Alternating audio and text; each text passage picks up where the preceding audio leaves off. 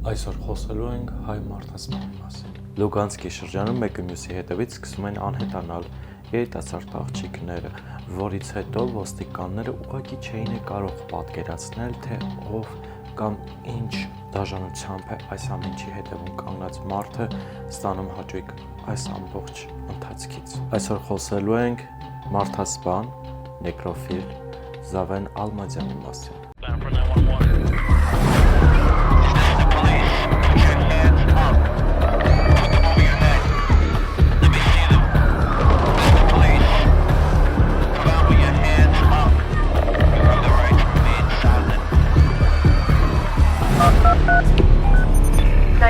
What's your emergency? 1970 թվականի ապրիլի 14-ին Դոնի Ռոստովում գտնում են երիտասարդ աղջկա Սվետլանայի մարմինը, որը դաժանաբար ծեծի էր ենթարկվել, բռնաբարվել, որից հետո արդեն սպանվել։ Ոստիկանները չեն հասկանում, թե ով կարող է կանգնած լինել այս ամենի ետևում եւ գործը ուղղակի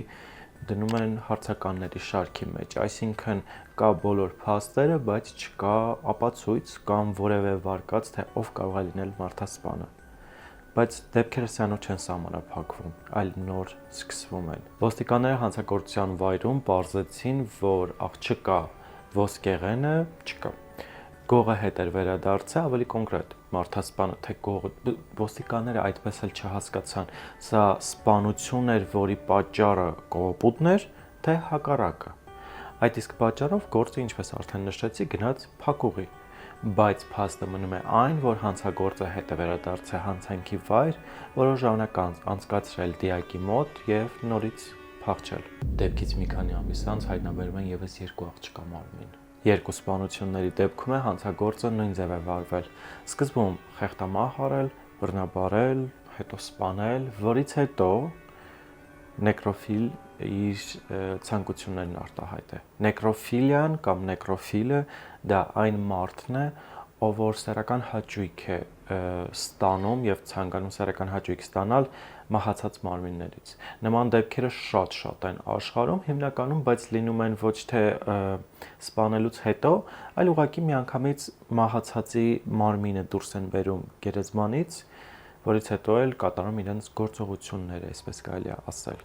Այս երկու դեպքերում է, որոնք հետագայում բացահայտվեցին, կրկին նույն ձեռագիրներ։ Աղջիկներին կապել էին, չէին թողել, որպեսզի որևէ շարժում կատարեին, դաժանաբար ծեծի ենթարկել, բռնաբարել եւ սպանելուց հետո վերցնում էր մի որոշ տրոֆեյ, կարելի է այսպես ասել, աղջիկների ինչ որ առարկաները, նրանց զարդը, հագուստի ինչ որ կտոր կամ մարմնի որևէ մի հատված։ Դե որպես հուշ էլի։ Քանի որ նման դեպքերը շատ են, ոստիկանները ուղղակի չէին կարողանում հասկանալ սա մեկ մարդու արած է,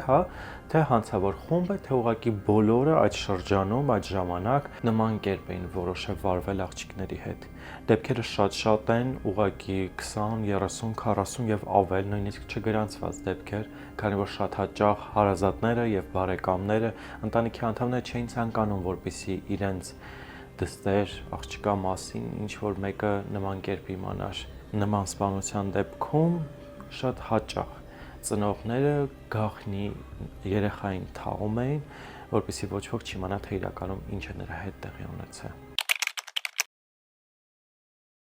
Այնուամենայնիվ ոստիկանները հակված էին, որ սա սերիական մարդասպանի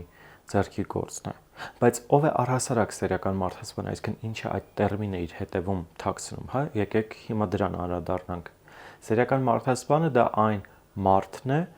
ով որ սպանում է կոնկրետ X ձևի, ոճի մեջ կարելի ասել, երկու եւ ավել մարդկանց, սակայն ունենում է այդ ընթացքում դադարներ։ Առաջին սպանությունից հետո ունենում է դադար, ապրում իր սովորական կյանքով, որից հետո իր alter ego-ն է հետ վերադառնում, դառնում է սերիական մարդասպան, սպանում է կրկին, նորից վերադառնում իր սովորական կյանք եւ այդպես շարունակ։ Սերիական մարդասպանները հիմնականում ունենում են որևէ կոնկրետ ուղղվածություն, թե ինչպիսի պետք է լինի իր զոհը, թե ինչ արտաքին կամ ինչ վարքով, պահվածքով պետք է լինի, նույնիսկ կարող են միայն հագուստի դետալների հետևից ընկնելով որոշել, թե ով է լինելու հաջորդ զոհը։ Այսպիսով սերիական մարդասպանի տերմինը մեզ հայտնի դարձավ ամբողջ աշխարհին այս դեպքում գրքերից հիմնականում եւ լայն տարածում ստացավ 1970-ական թվականներից հետո։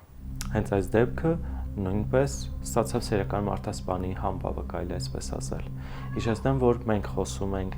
հայ սերիական մարդասպանի մասին, բայց մինչև այս տեսանյութը ավարտեմ, նաև ձեզ ուզում եմ ասել, որ մենք ունենք մեկ այլ պատմություն հայ սերիական մարդասպանի մասին, որը էջում է։ Մեկ այլ չէ, մի քանի, որտեղ պարզվում է, որ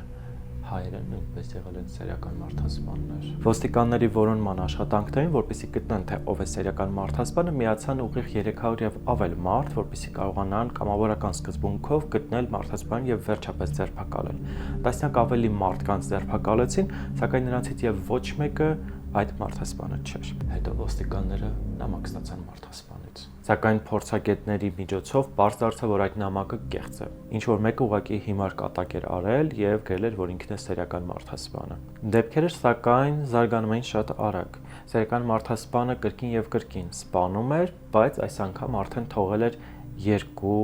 հուշում։ Առաջինը դա թերթի կտոր էր, որը մնացել էր նրա հարձակումից հետո, դա նա նույնիսկ չէր մտածել, թե ինչպես կարող է այդտեղ հայտնվել։ Իսկ մյուսը գործվածքի կտոր էր, որի վրա կար զինանշան, այսինքն ինչ որ բանակի հետ կապ ունեցող մարդ է, այսպես կարծեցին ոստիկանները եւ ուշադրություն նույնիսկ չդարձրեցին այդ նշանին, որից հետո ուղղակի ամեն ինչ գնաց դեպի փակուղի։ Սակայն մեկ հարձակում է տեղի ունենում երեկոյան ժամին։ Նոյեմբերի 7-ին 1970 թվականի Զավենը եւ մի քանի այլ մարդիկ ձերբակալվում են, որպես գլխավոր կասկածյալ։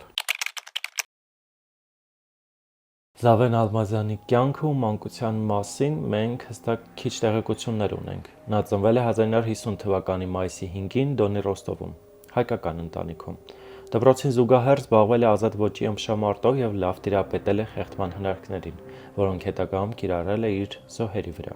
1968 թվականին ավարտելով դպրոցը ընդունվում է տեխնիկական ուսումնարան եւ միաժամանակ աշխատում է որպես բեռնակիր։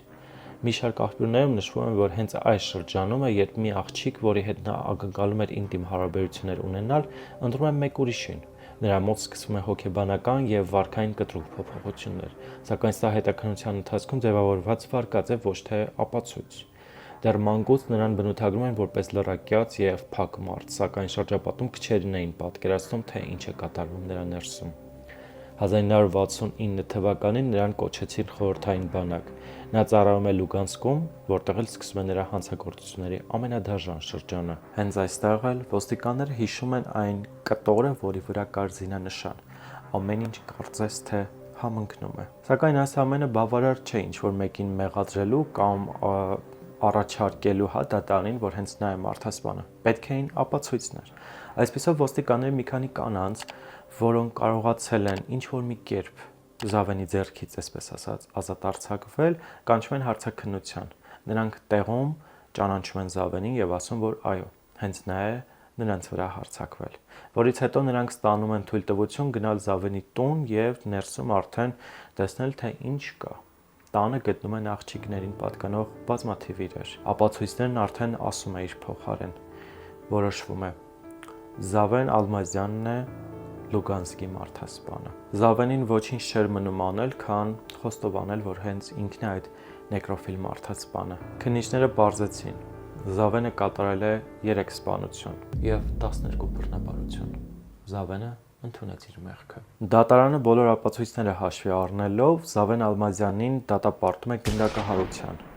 ԽՍՀՄ-ի շրջանն էր, գնդակահարությունն էլ նորմալ էր այդ ժամանակ։ Զավենը փորձում է բողոքարկել, սակայն ապարդյուն։ 1973 թվականին նրան գնդակահարում են։ Այս պատմությունը եւս մեկ անգամ բարձրաձայնում է նրա մասին, որ ոչ միայն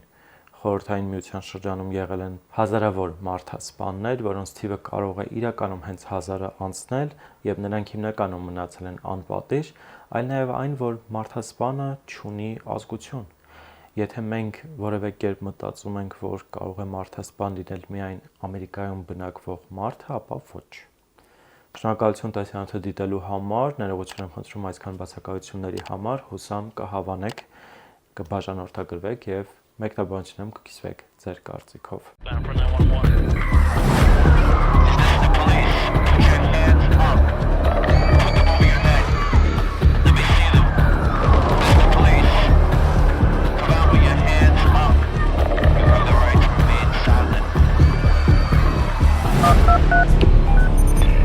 911, what's your emergency?